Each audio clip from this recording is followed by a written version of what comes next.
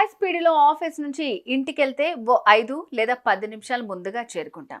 అయితే 5 నిమిషాల సమయం ఆదా కోసం ఏకంగా ప్రాణాలే వదిలేసుకోవాలా? తల్లిదండ్రులకో లేదంటే భార్య బిడ్డలకో అంతులేని గుండెకోత మిగిల్చాలా? ఇలాంటి విషయాల గురించి ఏమాత్రం ఆలోచించని ఎందరో నడి రోడ్లలో నలిగిపోతున్నారు. తమ జీవితాలను తామే అర్థాంతరంగా ఆర్పేసుకుంటున్నారు. సాయి కృష్ణ అనే ఓ సాఫ్ట్‌వేర్ ఇంజినీర్ విషయంలో కూడా ఇదే జరిగింది. ఇంతకీ ఏమైంది?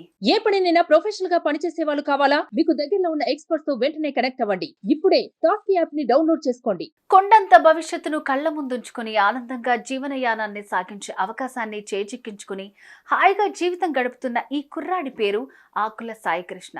వయస్సు 26 సంవత్సరాలు. విజయవాడ ఆర్టనగర్ ప్రాంతానికి చెందిన ఈ యువతేజం హైదరాబాద్లోని ఓ సాఫ్ట్వేర్ కంపెనీలో మంచి ఉద్యోగం చేస్తూ కాలం వెళ్లదీస్తున్నారు. గచ్చిబౌలి జనార్దన హిల్స్ లో ఉండే సునీత రెడ్డి లగ్జరీ మెన్స్ హాస్టల్లో ఉంటున్నారు. సోమవారం యథావిధిగా విధులకు హాజరయ్యేందుకు తన బైక్ మీద బయలుదేరాడు. ఇంకొద్ది నిమిషంలో ఆఫీస్లోకి చేరతాడు అనుకునే సమయంలో మృత్యువు ఈ కుర్రాడికి రోడ్ యాక్సిడెంట్ రూపంలో ఎదురొచ్చింది.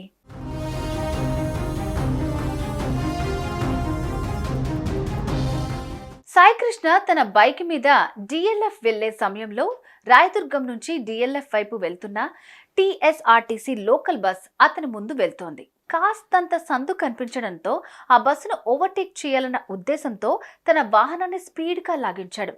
ఏమైందో ఏమో అతని బైక్ స్కిడ్ అయింది, అదుపు తప్పింది.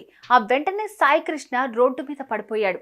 ఆ పడిపోవటంతో అతని తల ఆర్టీసీ బస్సు వెనక చక్రాల కిందకి వెళ్ళిపోయింది. ఒకే ఒక్క క్షణం సాయికృష్ణ నిండు ప్రాణాలు గాల్లో కలిసిపోయాయి. వెంటనే పోలీసులు అక్కడకు చేరుకున్నారు. మృతదేహాన్ని ఉస్మానియా ఆసుపత్రికి తరలించారు. మృతుడి కుటుంబ సభ్యులకు సమాచారం ఇచ్చారు.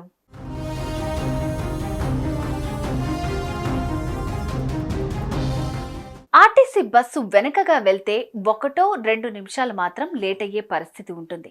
ఆ 2 నిమిషాలు సేవ్ చేసుకోవటం కోసం చేసిన ఓవర్టేక్ ఓ నిండు ప్రాణాన్ని బలి తీసుకుంది. ఓ కొండంత భవిష్యత్తు కరిగిపోయింది. So viewers, take care. ఓవర్టేకింగ్లకు అలవాటు పడకండి. మృత్యు దేవత మీ వైపు చూసే అవకాశాన్ని ఇవ్వకండి. ఎందుకంటే మీ వెనక ఓ కుటుంబం ఉంది.